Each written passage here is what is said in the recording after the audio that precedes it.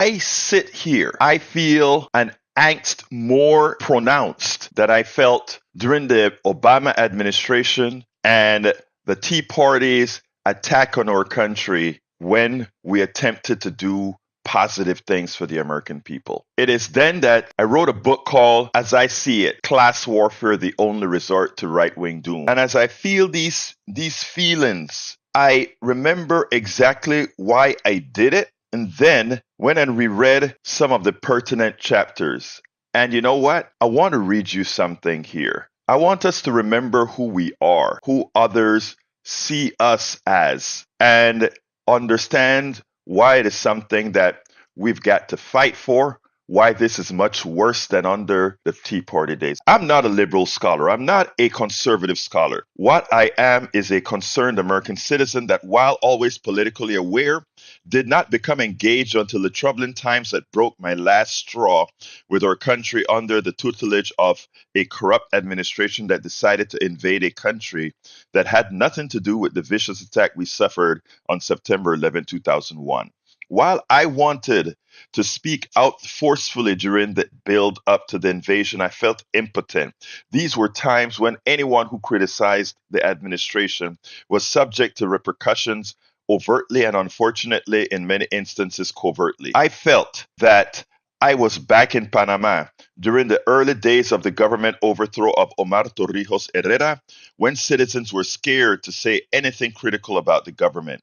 Interesting enough, the genesis of what I considered the progressive demise of America began with what many taunt as an era of optimism under President Reagan, as when President Reagan ascended to the throne with rhetoric that, as incoherent as it was, appealed to many, including myself. I had just arrived in Texas to start my education and loved the semblance of a leader that seemed ready to reward those who wanted to get ahead without government or any other obstacle. As I see it, we are at a crossroad.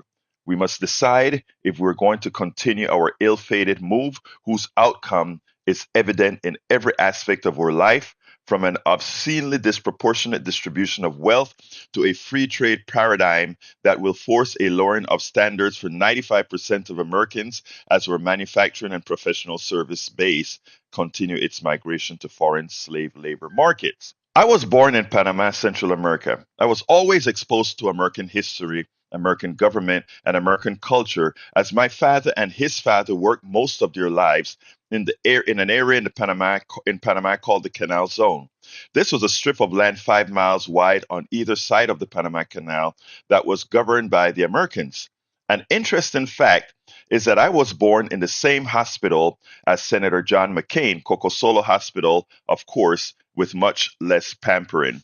Panamanians worked in certain areas for the Americans were either required or had the option to live in the Canal Zone. Given my father's job as a fireman, we eventually lived there. As such, my first 10 years of schooling was in the Latin American schools in the Canal Zone, where we were educated in both English and Spanish, as opposed to the American schools whose students were taught solely in English, in effect, a transposition of America on foreign soil. While the Latin American schools on the Canal Zone did not have the amenities of the American schools, we had advantages that did not become evident until the schools were integrated during my last 2 years of high school. The Latin American school's basic curriculum required Panamanian geography, civics, and history, American geography, civics, and history, and world geography and history. Moreover, each subject could be taught in either English or Spanish.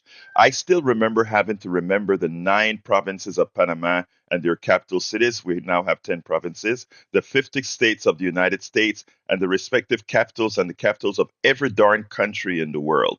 Luckily, then we treated the Soviet Union, Yugoslavia, and Czechoslovakia each as one country, saving learning 20 plus more capitals.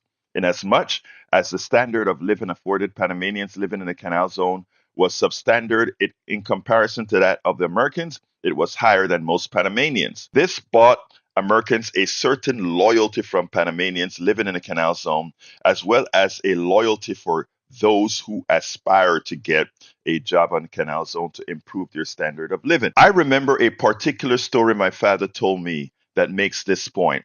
My parents lived in Cologne, a city on the Atlantic coast that bordered the Canal Zone. Riots broke out in the city, and my father, working for the Americans, was manning one of the fire trucks to hose down the rioters to prevent them from getting into the Canal Zone. The rioters began threatening the Panamanians working on behalf of the Americans. At that point, many Panamanians working for the fire department convinced the Americans to provide housing, and with that, many benefits afforded the Americans in shopping and other services. From that time, I became cognizant of there being an America. I have only known it to be revered not only by me, but by most people I knew, Panamanian or foreign. This was not a blind reverence. We were all aware of the evils suffered by the Native American slaves, Chinese, and others at the hand of America. We, however, understood that America was atoning, and the reality is no country, ethnicity, or race had a monopoly on the mistreatment of others. America was respected for its power. Moreover, there was great admiration of many of its strong leaders: President Abraham Lincoln, President Theodore Roosevelt, President Franklin Roosevelt, President John Kennedy, Reverend Martin Luther King, Malcolm X, George Washington Carver, and a few other true American heroes. My maternal grandfather emigrated to the United States in the 1950s. He had not returned to Panama until sometime in the 1970s, when I was really young. To this day, I remember picking up his shoes, looking at the soles, and telling him, "Imagine these shoes walked in the United States." Such were the feelings one had for this land. In 1976, I wrote a song, America, for the bicentennial celebration of America's independence, that was performed by the Dynamites, a band I formed with three of my best friends, Roberto Lewis, Alexis Goodrich, and Henry Soley. Our high school participated in the celebrations and had many in the Canal Zone government present for the function. The lyrics started with the familiar lyrics of America the Beautiful chorus and then moved into our celebration of America. It went something like this: America, America, God shed his grace on thee, and crowned thy good with brotherhood from sea to shining sea. Then it started: America, happy birthday to you. We are proud to know you are 200 years. We know that you see you're the land of the free, a land we all love from sea to shining sea. Oh, America, you know we really love America. It's the nation of the free. Oh, America, it is the nation we all love. Your United States, we all contemplate, a life we all love, a life we dream of. That's the kind of reverence folks all over the world had for the country. It is important that as Americans, we realize that contrary to the narrative we hear mostly on the right, radio and television stations, the America most of the world knew in the 20th century post World War II was not an America that foreigners hated because of their freedom. In fact, America was the country most revered. America was the country most wanted to emulate. America was the country that made things happen. America was skyscrapers, NASA, Skylab, Grand Canyon, Motown, Michael Jackson, Elvis Presley, A Horn of Plenty, Hollywood, New York, Ford, Buick, Plymouth. America made things. America innovated. The best from the rest of the world did what it took to get here, not to become filthy rich, but because America had the resources, the vision, the character that allowed anyone to make it with their work. America was and is a country in which the sum of its parts, unlike any other country in the world, is what made it strong. With all of its faults, it is that synergy, the composite mental power and diversity from peoples from all over the world that has given it all the resources that made it great. It is the marginalization of the vast majority of these resources that will dictate its demise if left to the misguided efforts of the right wing. And this struggle has been going on for a very long time. And I tell you one thing specifically: all of those who have immigrated to this country and became American citizens will not allow those who haven't a clue in what America had transitioned itself to be to ever get a foothold and take over and make this country all that it was never designed to be. So, folks, it's 4th of July as I talk today. Many folks are concerned. Many folks are scared. Many folks are concerned that MAGA will be taking over our beautiful country. Many are scared that we're going to get King Trump. Well, starting from the immigrants that are over here and the well-positioned natively born Americans after 1776 and beyond. It won't happen. And you know why? Because we have faith. We've gone through the Red Revolution. We've gone through so much over the years and we've overcome. And it's on you, it's on me, it's on all of us to make sure that we continue on the path we've been on. As I see it, class warfare, the only resort to right-wing doom. And that class warfare means the class who loves America, the class who continues to build America against those who would ensure not its demise, but its descendancy into indentured servitude for the rest of us as just a few flourish. We won't let it happen. Today, we are honored to have a special guest, someone that has been with us before under a different title. We have Jerry Ashton, founder of End Veteran Debt, a 501c3 private charitable foundation. He's going to be with us. He's a former Navy veteran. Jerry was also co-founder of RIP, Rest in Peace Medical Debt. That was also a 501c3 that cleared over $12 billion in debt, in medical debt. So this guy knows what he's doing. So again, welcome, my brother from another mother. Good day to you, Mr. Jerry Ashton. How are you doing today? I'm just ducky, Egberto, and yeah. I can't read my R's, so don't ask me to do that. Well, I mean, I think you made a good attempt at that, and you did a good job. But anyway, look, I don't know if you are ever going to say, I'm going to settle down. It seems like you're always moving forward. You're always doing something. You're always helping folks out. That seemed to be your nature. Tell me a little bit about your new project. And I don't know how new it is, but End Veteran Debt. We are in a society where we ask a lot of people to sacrifice. They sacrifice to keep our country one of the most powerful, if not the most powerful country in the world.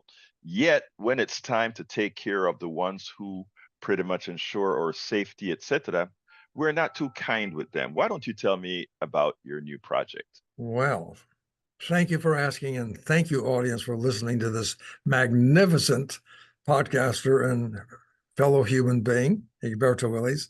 Yes, there is something new and bigger. What happened with RIP Medical Debt, if you remember, I and a friend by the name of Craig Antico wandered into Occupy Wall Street back in 2011 and became intrigued with the messages we heard there. We were a couple of former debt collectors ourselves. And when we listened to the complaints, all the wrongs that need to be righted, there was one that we were particularly suited to do something about, and that was medical debt. We know how to collect medical debt. We just didn't realize what a scourge it was and the harm it was doing to America. So we decided to switch gears, re-engineer ourselves, and begin the process of eliminating medical debt. And it was just a wild idea 10 years ago. Not much of a chance for success. Nobody talked about medical debt back in 2014. But today you can't open a newspaper without reading about it. And that's because of what we started, just because we were touched. Just like I'm hoping that your listener and viewer will be touched by the story I'm going to tell you about veterans. So yeah, we walked into Occupy Wall Street as debt collectors, walked out as debt forgivers. Now I'm going to switch gears and pay attention to veterans. Because veterans, even though there are about 18 million veterans in America, that comprises 6% of our population. Guess what? They account for twice as many people who are homeless, twice as many people who commit suicide, twice as many people who are in various forms of financial and societal dangers. So let me ask you this: does the date June 6th mean anything to you or your listeners? I think you should enlighten us, but I think it has something to do with the Second World War, correct? I believe it does. June 6th, 1944. D-Day? D-Day. D-Day. That's when the Americans and their allies stormed the beaches at Normandy in order to liberate Europe. When that job was completed and they began coming home in 1945, they were greeted like heroes. Today, not so much. Our veterans who are returning today face a much different America. So I'm not going into the seemingly endless statistics of how they're affected. But we're here to change that. We're going to change the story, just like we changed the story on medical debt. So we're taking June 6th seriously, and we launched Operation Debt Day. It's no longer D-Day, it's Debt Day. And between June 6th, 2024, going forward to June 5, 2025, we are going to set about to raise enough money to abolish $80 million worth of veteran debt. Did you say 80 billion as in a B? Yeah, and million as in M. Oh, okay, okay. That's what I hoped you had said. Yes. Okay, go ahead. Yeah. And by the way, it's not just medical debt. We're taking a look at any debt that encumbers or harms a veteran. You're talking about predatory debt, like payday loans, car title notes, scam educational systems, schools. We're talking about debt of necessity, like putting tires on the car so you can get to work. We're going to locate that debt and we're going to get rid of it. That's our job.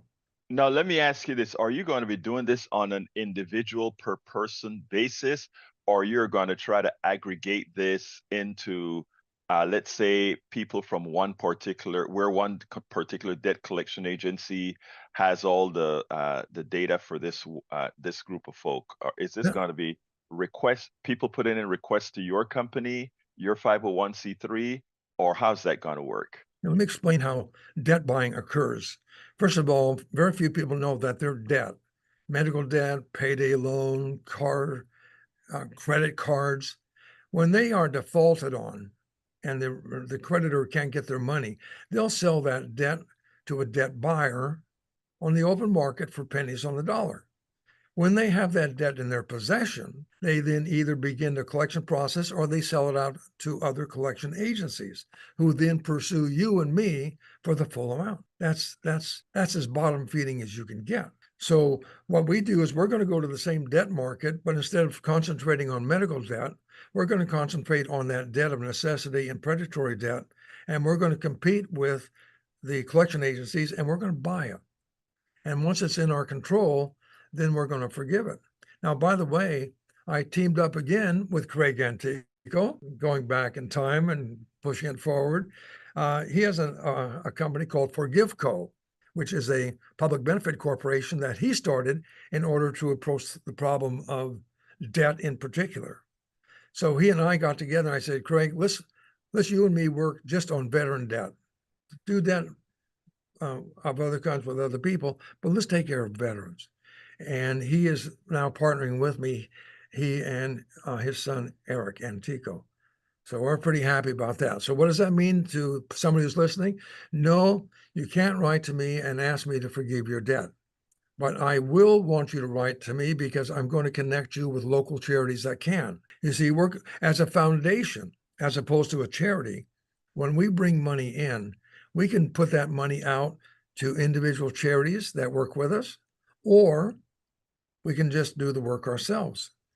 But this is a national and local approach, thinking globally, but acting locally. So we're partnering with 80 different organizations, veteran, civilian, anybody that has a care about veterans. And each one of them, we're going to co-fundraise so that in their area, which is getting to your point, in their home state, we're going to have them with us raise enough money. And by the way, that's $50,000 to buy $1 million worth of veteran debt and then forgive it sending letters from us to the people whose debt has been forgiven and say, guess what? You'll never hear from a bill collector again. And by the way, before I forget, endveterandebt.org. That's where you got to go to help us. And veteran are plural or singular? Single, Veteran and veteran, and debt is DEBT, and endveterandebt.org.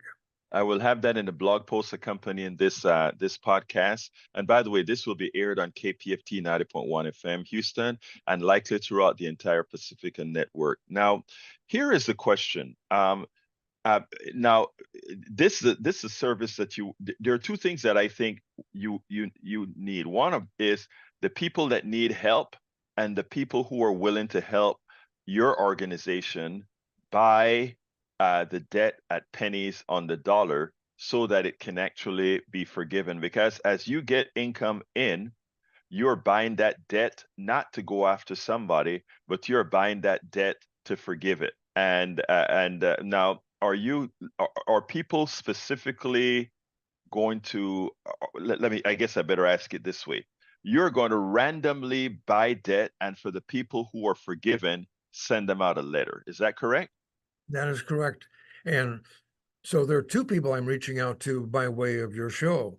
Number one, the veteran who needs that help because we want to know about it. We want to see what we can do for you locally. And number two, any organization, faith-based community, business, if you want to partner with us so we can co-fundraise to take care of that debt, we'd love to have you to be one of 80 organizations, as each of the 80 organizations will abolish $1 million for the medical debt, symbolically $1 million for each year that has passed since June 6, 1944, where 4,000 Americans and allies lost their lives on just that one day. That is exceptional. And how is it working thus far? Well, you're talking to the Jerry Ashton of 10 years ago.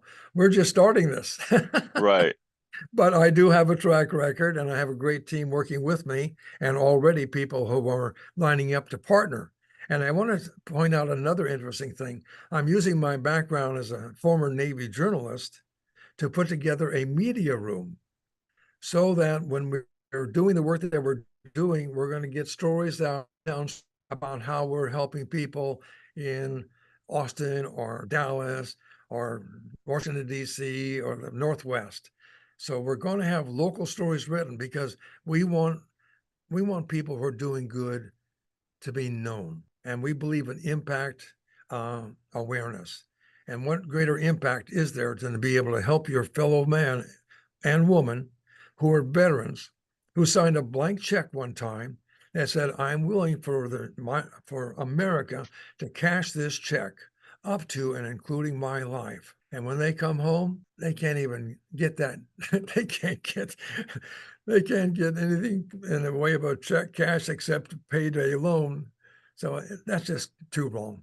Now, there's another aspect to this, and I'm not sure exactly how it works. I think in reading some of your literature, I think one of the services you're actually attempting, I don't know if you're attempting to offer or what, is that after this debt is forgiven, that the person's credit history is cleared or made whole. Is that a part of it as well? Would you restate that? Yeah, in other words, one thing is paying a debt off, but then Yeah. there's a history of that debt in the person's credit record. Are No, you also doing anything about that?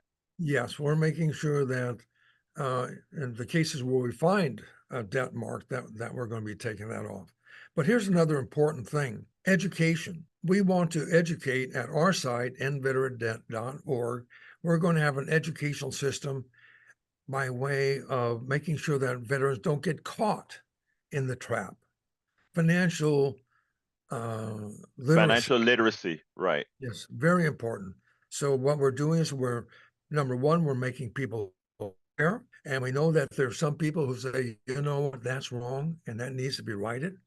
So they're touched.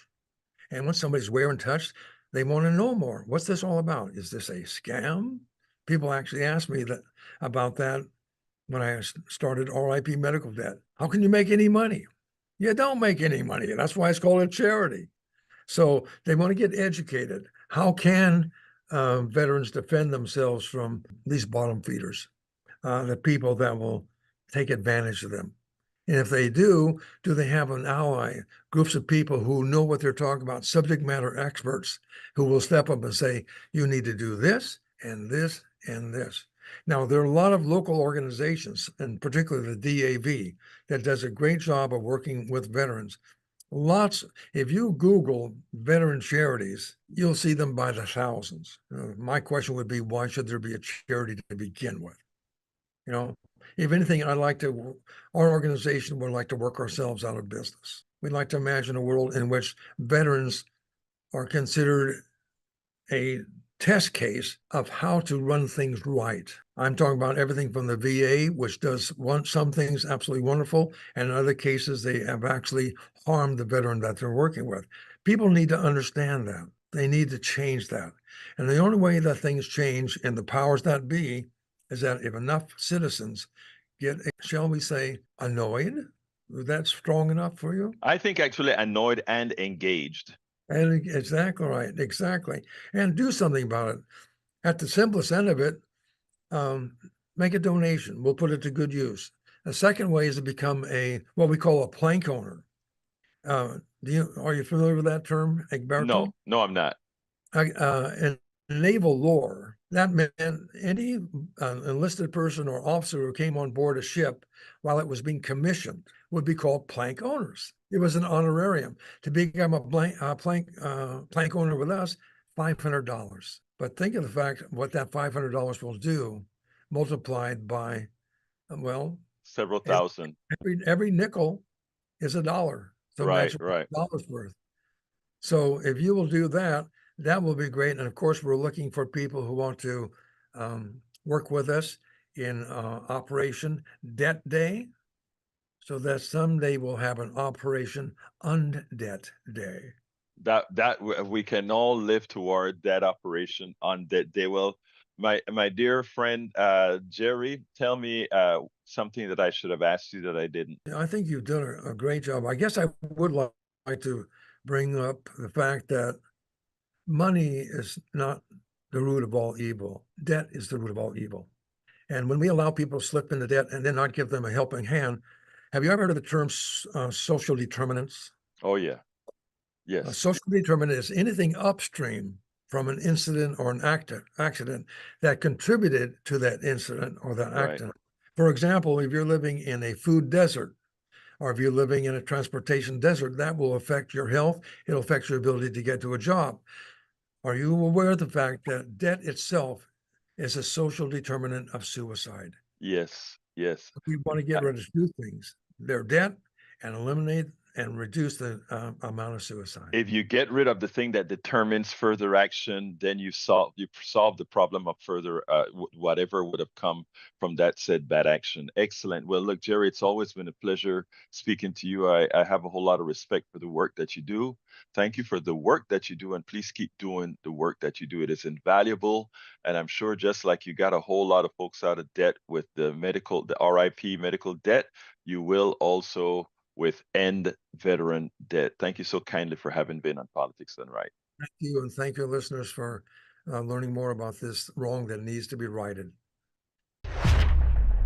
Today, I'm honored to have a special person, the unconventional journalist, Sam Oser. As you guys know, I am very, very specific about having independent journalism taking over the sphere in this country. As we know, corporate journalism simply doesn't cover the things that need to be covered. Why? Because it's not in their interest. But anyway, with us again, Sam Oser, welcome to Politics Done Right. How are you doing today?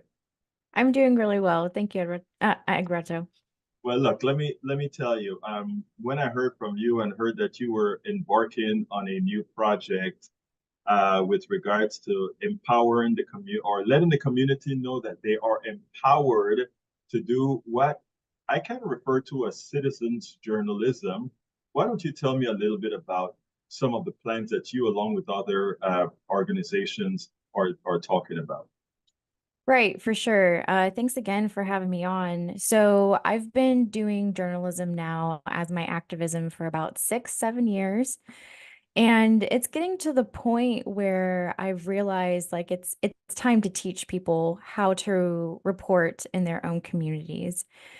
And the reason being is because, the news is not reflecting what community wants or needs to see. And people in their own community, they know when their streets flood. They know when they're working or trying to deal with Houston City Council to bring attention to the flooding. They know what's going on. So this effort, it's a workshop, and I'll be doing it with the Climate Justice Museum at the Post. And this workshop is just to help people tell their own stories. Like, we have everything we need to tell our own stories. We have so many free tools. Like you and I, we engage in a lot of digital things online, and it's accessible to everybody. So people in their own community should really start stepping up, and reporting on what's happening in their communities, I think. Now, Sam, one of the reasons you sent me a narrative here, some points that I'd like you to articulate on. Why is it that individual citizens now have to do this? There are reasons. What are the reasons? Yeah, so reason number one is news deserts and news layoffs. So in January 2024 alone, there were over 500 layoffs in the journalism industry. There are currently, what did I say? It was like 65,000 journalists in the nation. And that sounds like a lot, but that's one journalist for every 5,000 people. Um, and so that's, one person for a city, basically. And the news deserts are becoming more and more of a thing as news layoffs happen. I encourage anybody listening, please Google news deserts, and you will see that a lot of the South, the southern part of the US, Alabama, Louisiana, Florida, parts of Texas, Mississippi, it's a news desert. There's a news desert an hour away from Washington, D.C. Washington, D.C. is the capital of our country. And about an hour or so away from the capital, there's a county that does not have adequate access to news. So these are some of the disparities that we're seeing. And people who are journalists, they're going to go where there are jobs. They're going to go to where there is money, right? So a person went to school, they studied journalism, they need to put a roof over their head, they need to put food on their plate. If they want to be in the journalism, where are they going to go? They're going to go to states that have news publications that can pay their mortgage, their rent, pay for food. They're not going to go to the South where there aren't a lot of news opportunities. So that's one reason. You know what is interesting before you finish there, Sam? Yeah. Because as you know, I put everything through a politics frame or prism, if you will. And when you said that, all I could think about, you just named Mississippi, Alabama, parts of Texas, right an hour outside of Washington, D.C. And all I could think of is that those are the people nobody listens to or anybody knows about. And Exactly. henceforth, it creates a vacuum where political interests can go into and mislead these people into doing things that vote against their own interests. So as you were telling me about this, uh, these news deserts, I just pulled up the map from your link tree, and folks, everybody should visit linktree.ee/unconventional journalist. That is Sam's link tree. Linktr.ee at, all right, let's back up. It's linktr.ee/unconventional journalist. And put that into your thing if you get a chance. She does a whole lot of good work. And I ran across this article at her link tree, which comes from the Hussman School of Journalism and Media from the University of North Carolina, that shows these news deserts. And when you said that, Sam, a bell just went off. Oh my God, that is why so much of our population is actually so ill-informed. Right. Because again, who fills that vacuum? And you are telling people or I think what you're saying, and tell me if I'm correct, your workshop will actually help citizens fill that gap that otherwise would go filled with who knows what. Exactly. No, that's exactly it. And what's really interesting about the news desert map, so in the workshop too, I have a news desert map with a food desert map and also a gerrymandering map. So the states and the counties and the people that are experiencing lack of food access and active gerrymandering are the same people who don't have quality access to news. Isn't Wow, that crazy? it's what a correlation, right? Yeah, if you overlay these maps on top of each other, you see that like they are actively experiencing the brunt of systemic oppression. And there's nobody there to report on it. There you go. And that's why so many can be fooled into believe some of these oppressions aren't in fact systemic. Exactly. So tell me a little bit more about what you intend to do. First of all, tell us how people can find out about going to this workshop to make themselves good citizen journalists. For sure. So I haven't posted on my social media yet, but if you follow me at Sam the Mullet, I will post the little graphic. It'll be at the Post in July. I have 2 workshops coming up for sure. My goal is to make it monthly to try to make it as accessible as possible. But for now, it's July 14th from 2 p.m. to 4 p.m. at the Post in downtown Houston. And then the second one is August 11th, also from 2 p.m. to 4 p.m. So that's July 14th and August 11th. And you'll have all of that on your Twitter at Sam the Mullet, right? Yes, at Sam the Mullet. Yes. Yeah, because I think let me tell you, hearing about this excites me because I constantly talk about us having to take care of ourselves. We're the ones who are going to have to save ourselves. We can't expect these corporations who own these entities to come out there and fill the void. And what you're doing, I think, is invaluable to ensure that people know that first of all, they have agency in this and that they can make a difference. So why don't you talk to them, let them know what Yeah. what needs to be Well, done. and like the thing is too, is, we live in Houston, Harris County. I'm not sure where your audience is, but I'm sure it's around here. And I'm sure some of y'all may be thinking like, well, we have the Houston Chronicle, we have Houston Public Media, we just now got Houston Landing. We have Community Impact, we have all these various sources. But when you look at the news that's given to you, does it truly reflect what you're experiencing? First of all, I want you to ask yourself that. And then secondly, a lot of these news entities, KPRC, KHOU as well, they are driven by profit, not driven by community or community representation. Even though the Houston Landing is technically a nonprofit, they still have a board of very, very rich people, and they have to answer to how much money is coming in. And so this continuous putting profit over people, and we see this many times in our prison systems, in our healthcare, in our education, HISD state takeover, but we see it in our media as well. And so that's part of why it's important to report about what's happening in your community. And it can be real simple.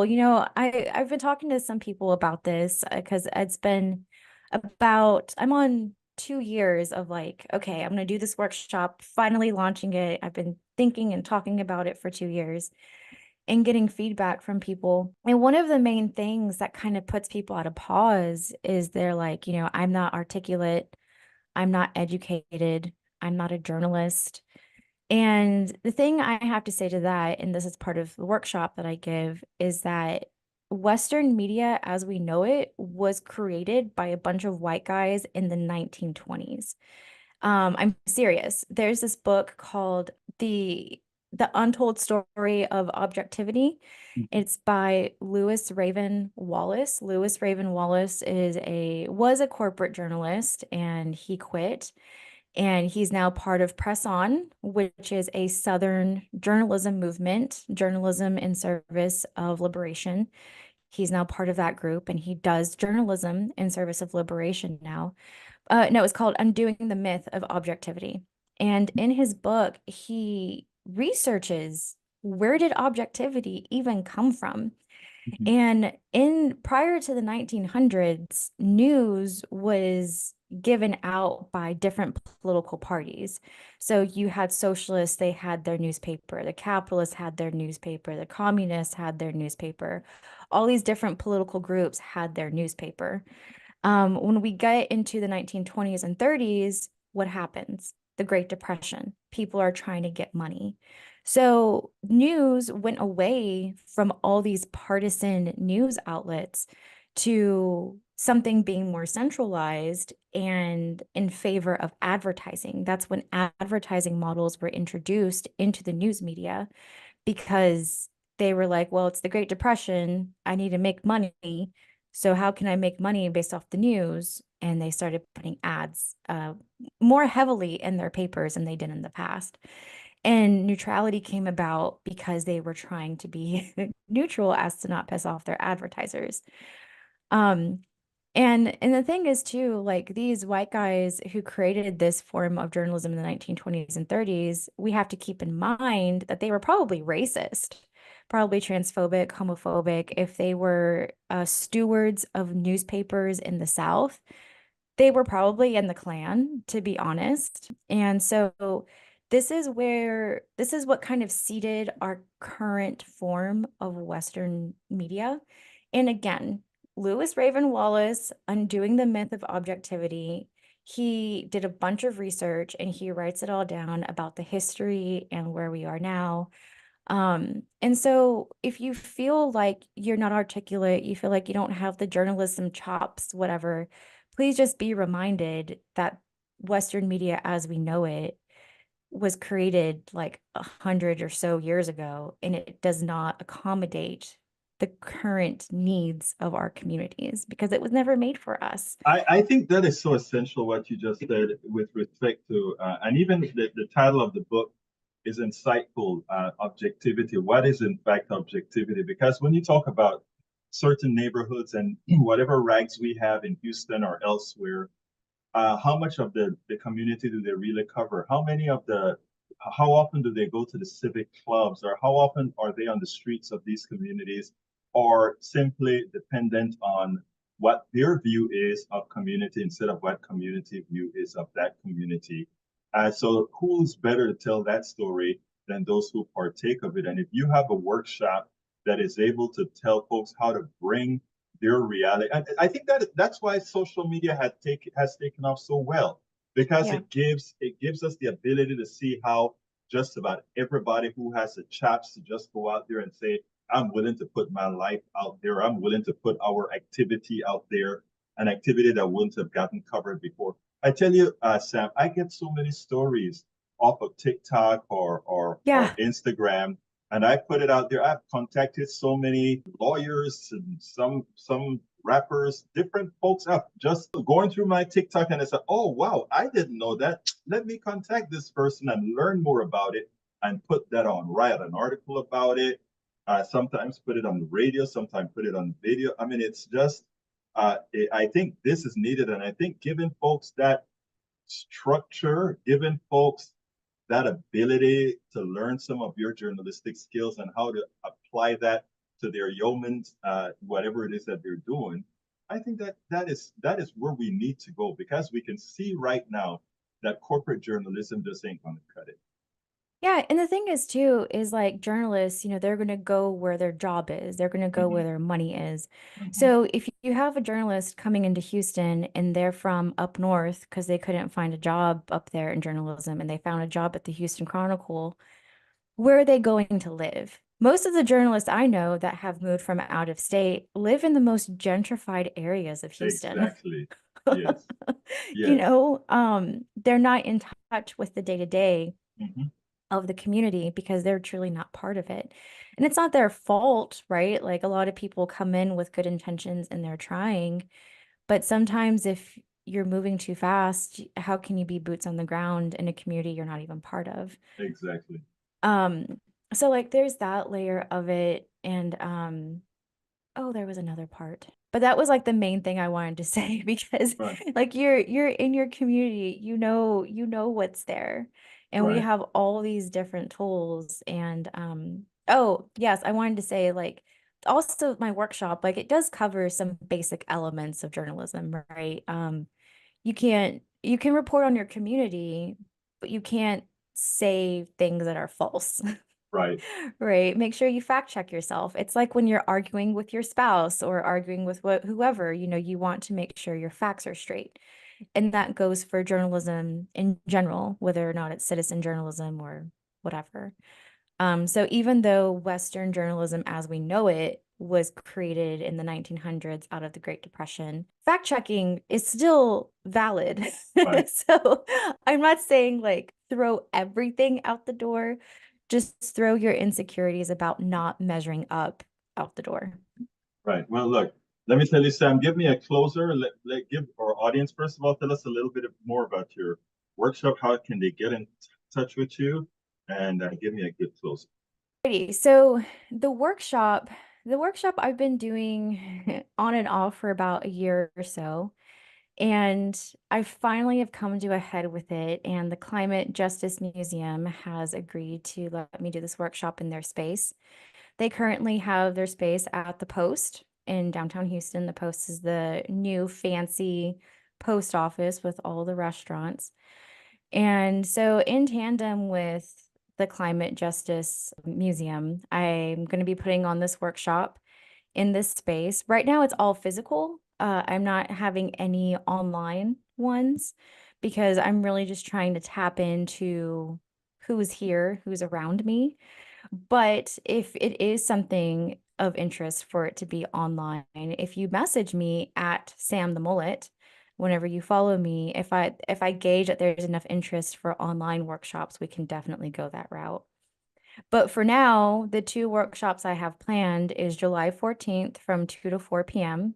at the Post and August from 2 to 4 p.m. also at the Post in the Climate Justice Museum space.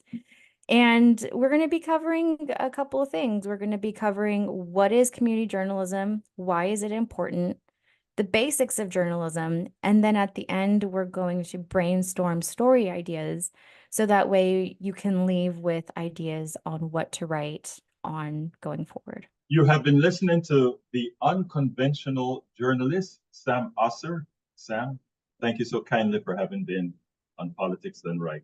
This is definitely something that we need.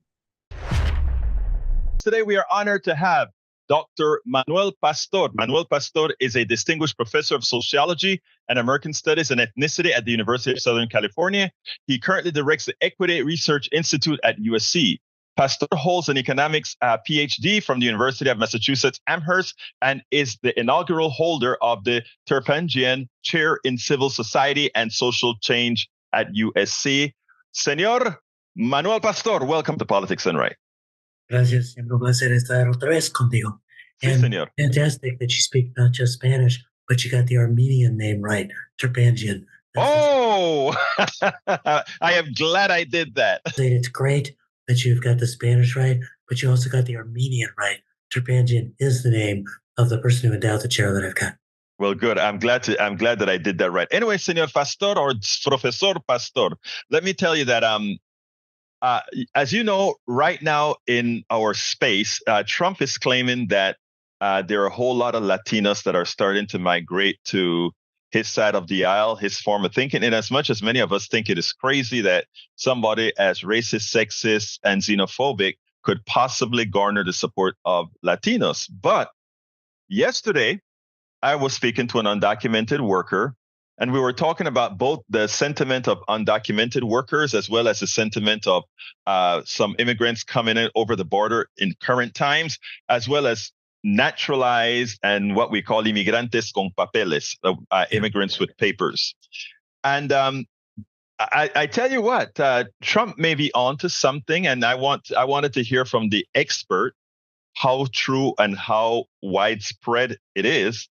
But what he told me was that, yes, there are a lot of Latinos gravitating to Trump. And even he, as an undocumented worker, have a feeling for Trump because all those current undocumented workers are coming over here and they are getting their papers and they're getting support and housing and they're getting all these things that I work hard every day for.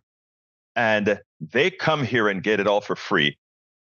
Please tell me about the dynamics. So there's a lot going on with that, and that is something that the thing you specifically mentioned, and I'll move to the bigger picture, that a lot of folks don't realize. Undocumented people in the country who got here 5 years ago were not able, like the current wave of people that are coming in, to ask for asylum for the most part, and then be able to get some benefits and assistance. And it's interesting to watch these older undocumented folks, 5, 10 years, 15 years in the country, beginning to sound a little bit like right-wing Republicans, resentful of the newcomers who've got all this access, but it's something that's really going on. And what is actually also going on is that there is a shift within the Latino population. You know, it was easy to say at first in 2020 that it was really only Texas Latinos on the borderlands, a lot of people who might be in Border Patrol, Cubans in Florida who were falling susceptible to Trump. But a closer look at that data showed that there were actually more Latinos in other parts of the country that moved toward the Republican Party even in 2020. And the phenomena is continuing to occur. It's not overwhelming, but it's significant enough that it could definitely cost Biden the election in November. So the real question is, why is it going on? A couple of different dynamics. First, there's a big gender divide. If you look at both in the Black population and the Latino population, who's moving over is men, Yes. not women. So I think that there's one aspect of the Trump appeal that is very macho. And I don't mean that in a purely Latino way. If you look at the white population, his appeal to men is far outpacing his appeal to women. He's just callous, cruel, and brutal. And that has an appeal to someone who's got a macho idea of what does it mean to be a man. And that's what he's counting on. And that is shifting some Latino men and Black men into those columns. I think the other thing is economic conditions. That is, that there's a perception about the economy having been better under Trump. That perception statistically is incorrect. This is the lowest level of unemployment we've had since the 1960s. It's the lowest level of Black and Latino employment, close to when it's ever been recorded. And we're seeing the inflation rate come down. But I think there's a lot of hurt from the era of the pandemic. And there's also just a lot of sticker shock from the higher prices we're facing, even though the inflation rate has come down. I think the last thing is that there's a lot of Latinos who are actually pretty much law and order. And so as progressives in the Democratic Party have moved in a direction which probably many of us support, of reducing the carceral state, of being more forgiving of people who've engaged in petty crime, that there's a lot of working class Latinos who feel like, my car got broken into. Why aren't we arresting the person for doing that? Why is that happening in my community? And Trump is speaking to that in a way that Democrats are not. And it's ironic because I think you've nailed all of those, and it seems to me like the answer, most of the answer is, believe it or not, well, you know that education, meaning exposing them to the truth, but the other is also catering the message in such a manner that you just spoke about a kid breaking into a car, right? One of the things that progressives believe in is, yes, that kid breaking into a car should be penalized somehow, but it shouldn't make sure that their lives going forward it makes them a pariah for the rest of their lives, right? We know that has something to do with the increase in crime. So whereas Republicans look at things we are going to try to solve this problem today by the hook or the crook, but don't expand on that solution. There are other ways. We're not expressing that as I see it to these communities.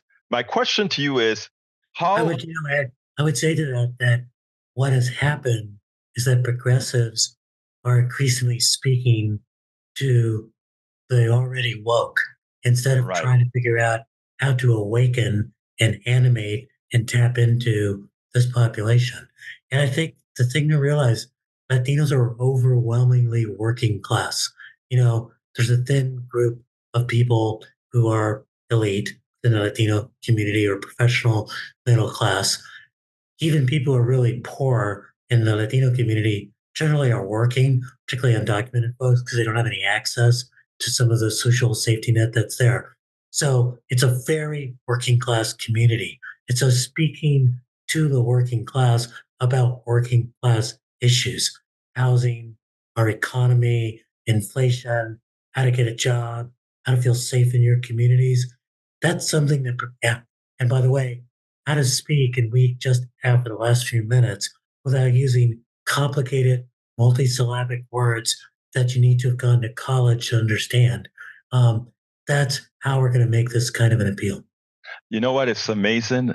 I spoke to the undocumented worker that I was telling you about completely in Spanish, and I had some problems with some of the wordiology, exactly because my Spanish is. I left Panama at 18, so my Spanish is very simple, not the complicated language that one would get in college with the bigger words. I didn't do a lot of newspaper reading on economics in Panama as an 18-year-old. But so I could relate to him, and one of the things he said after I explained certain things, he said, you have to remember something. You are educated. Most of us are not. And that's what he said to me yesterday. And it kind of put it back, and it even as it reflected what I've said, that we have to go to where the people are and not where we think they should be. Yes. And he accepted that, but he also said, but also the message, you have to remember that they're not going to try to study what you're studying. They just want to know what's going to help me now. Yeah, and I think the point is that the education goes both ways. He is right to look at you and say you are more formally educated than than him. And he educated you yesterday on what people are really feeling. And I think when we have that level of respect for these voters, that's more possible for us to bring them on board. But I think the first thing to do with this, Egberto, is to not look at these voters and say, oh gosh, what is wrong with them? But to really ask the question, what is wrong with us? That we're not communicating sufficiently so that a xenophobic, sexist, dangerous, convicted felon like Donald Trump has such appeal. And that means we need to challenge the sexism that exists in our community. That means that his macho appeal has some appeal. It means that we need to do all that. We need to listen hard to and understand that this is a real phenomenon. And you know what? I want to end it with those exact words, because that is exactly what we need to do. Dr. Manuel Pastor, distinguished professor, thank you so kindly for having been on Politics Done Right. Love to be with you. We spend a lot of time deconstructing the news, trying to parse it into a form that everybody can understand. We try to find those little nitpicks where it flies above the fray, etc. If you really like these videos that we do, I want to ask a big favor. Please go ahead, number 1, subscribe to our channel, and number 2, please join if you can. Thank you so kindly for watching. Keep watching. Please remember to share. We must populate the entire internet with our progressive message, a message